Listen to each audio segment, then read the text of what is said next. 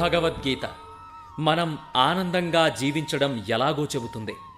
ధర్మాల గురించి చెబుతుంది, కర్తవ్యం గురించి చెబుతుంది. సుఖం, శాంతి, త్యాగం, యోగం అంటే ఏంటో చెబుతుంది. ఏది శాశ్వతమో ఏది అశాశ్వతమో చెబుతుంది. మంచి పనులు చేసేవాడికి లభించే శాశ్వత కీర్తి ఎంతో చెబుతుంది.